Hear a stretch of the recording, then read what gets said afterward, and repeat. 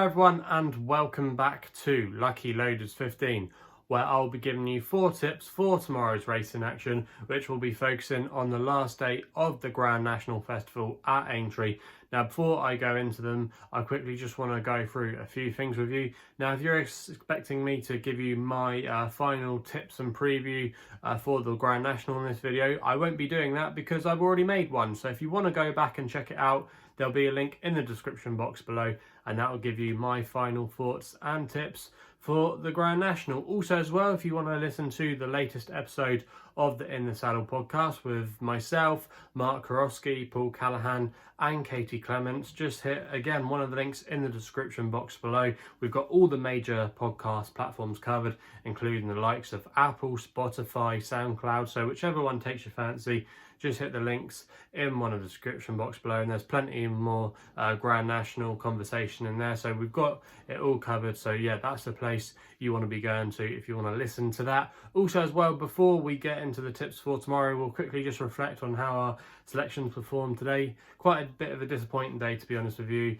The only selection that ran well for us was Nutswell, who we ended up getting the place money. Thought he was a little bit unlucky. Danny McMenamin got boxed in, which forced him to go for a gap that ideally wasn't there. I think if he'd had a little bit more of a smoother passage, I'm not saying he would have beaten Fakir Doudoury, but I think he would have definitely made it a tough contest for him, and it would have been interesting to see how close he would have got. But I think Fakir probably would have just had enough in hand to get the job done still if Nutswell had got the clearest of passages. So a little bit frustrating there, but he returned a final SP of 14-1 with quarter of the odds, so that wasn't a bad return there. But yeah, away from that, our other selections didn't really distinguish themselves. Pressure Luck was beaten early on, turning into the home straight. He was the long shot of the day. For Pleasure, never really had even though he had an easy lead, he wasn't able to tear off like he had done in the past, you know, where he'd gone like 10 lengths clear. They didn't give him quite so much rate today, and I think he really needed that if he was going to be seen to good effect. But in the end, it was the Irish picking up another Grade 1 novice hurdle. To be honest, most of the British form is rubbish, but yeah, that's the way it goes there. And there was a little bit of money as well for Belfast Banter not long before the off. And then our other tip, Modus in the Topham, was out the back for the majority of the way. He wasn't actually jumping at all well at the majority of his fences, but in the end you needed to be handy. And Live Love Laugh, who is a horse that always gets well fancied and seems to take to his fences really well, but just normally fades away in the closing stages. He always runs an eye-catching race for a long way, but always seems to get tired. But today he finally had his day, and it was a good display from him. So yeah, a bit of a frustrating day here on my YouTube channel. I know some of you do get frustrated, but that's the way it goes. We've had a couple of close calls yesterday, and obviously we had a second today. But yeah, if one of those had gone in, it would have been a good couple of days for us. But hopefully we can find that elusive winner tomorrow and get us on the board, hopefully, for Aintree. So let's get into it then. And we're actually going to be starting with my nap tomorrow, which runs in the first race in the 145 at Aintree. Now, this is a really big price, and if you've already listened to the In the Saddle podcast, you might know what it is. And it's a horse called Tommy Rapper for Bridget Andrews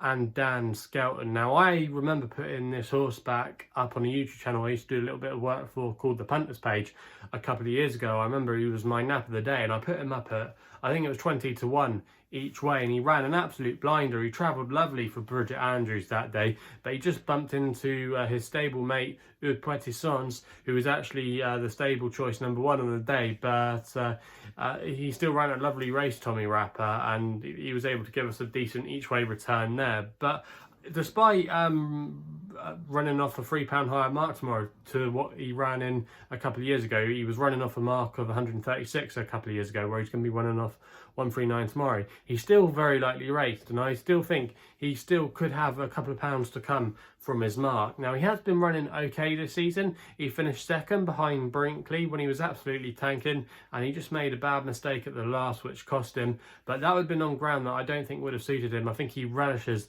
this better surface, which he's going to be getting tomorrow. Also as well, forgive his last time out effort at Uttoxeter in the Midlands National. He actually travelled well for a long way, but he got pulled up in the end. But it was only towards the end of the race, and he looked like he was there to definitely go and pose a real threat, but he probably just didn't quite stay the real marathon test there in the Midlands National. But the drop back to 3 miles tomorrow I think will really suit, and so will going back over hurdles. And we know he's run well in this race in the past before, and I think at 25 to 1 with 7 places on offer with SkyBet, this is a huge price. And even though Bridget Andrews is aboard this one instead of Harry Skelton, that wouldn't worry me about this on this horse at all, because she's got a great relationship on him, has done really well on him in the past, and I think Bridget's got a fantastic chance here, and I'm hoping that this horse can go very close for us at a nice juicy price. So that's why he's going to be my nap of the day. We then go to the next race at Aintree for another Skelton horse. This is where my next best is going to be coming here in the 225 with my Drogo. Now, I just said the majority of British novice form this season over hurdles has been pretty atrocious, but I think my Drogo will hopefully be the best of them, and I think he's got a fantastic opportunity here for Harry and Dan Skelton. Now, you can currently back this horse at the time recording at 7 to 4. I think he could go off slightly shorter tomorrow. I could see him maybe going off possibly around about 5 to 4 or maybe even 6 to 5. I could see him being really solid in the market tomorrow. Now, he's the best in here on ratings of 150, but to be honest, I don't know if British ratings mean anything these days, but at least on official ratings, he is the best. But he just looks like he's kept improving on all his starts. He won on his debut over hurdles at Newbury. He then went to when he went to Ascot just before Christmas, where he beat Soar and Glory, and then last time he did a good job beating some nice hurdlers at Kelso, where he beat actually Do Your Job for Michael Scudamore, who ran a good race in the Grade 1 novice hurdle today. So there is a lot of good form to my Drogo's name, and I think it will improve as well for stepping up in trip to 2.5 miles. In his pedigree, he's actually bred to make a stay and chaser over 3 miles. So I think going up in trip tomorrow will really suit him, and I think he's got a really good chance, and I'm hoping he'll be able to give the British some redemption. Ballyadam and Deal are the Irish contenders. For me, I think Ballyadam had a really hard race in that Supreme, and I'm not so convinced he will relish going up in trip. And Drill Deal, it'll be a slight concern for me that we've not seen him for a little while as well. But I think my Drogo could be the class act in this field, and I'm hoping that he can do the job for us. And I think 7 to 4 is still a fair price there.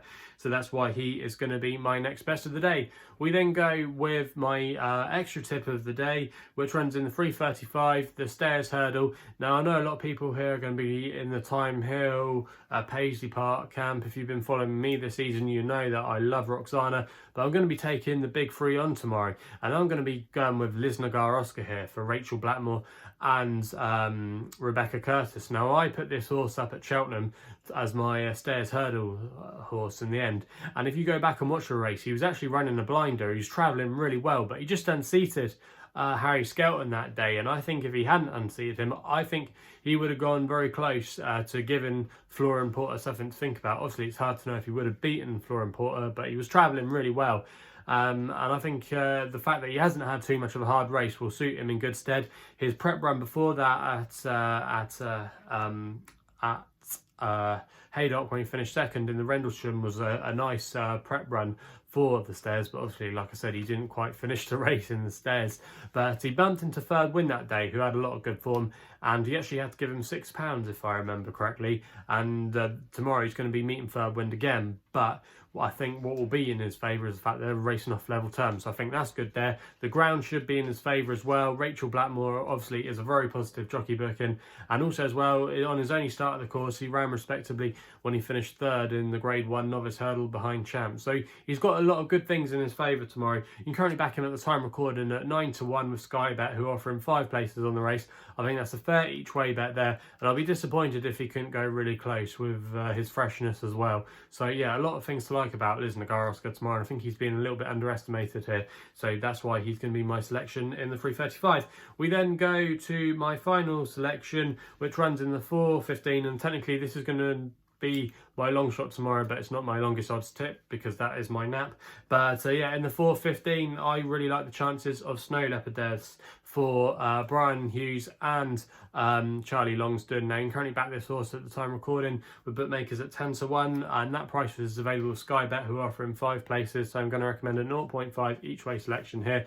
Now this horse has been running in some really decent handicaps this season, and she ran a cracking race, to be fair to her, where she finished 4th in the novice in the national hunt chase at the Cheltenham Festival. She ran really well for a long way, but she bumped into 3 useful types with Ascaria 10, Next Destination, and the eventual winner Galvin. I think it was a fairly decent renewal of that race. I know Ascaria 10 didn't really boost that form in the Irish National last week, but I still think Lisnagar, Oscar got him on the brain, but I think Snow Leopardess still does have a fairly good chance in this race, and I think her mark is still fairly workable off a mark of 138. Like I said, before that run at Cheltenham, she had been running in some decent handicaps. She won a decent handicap at Haydock.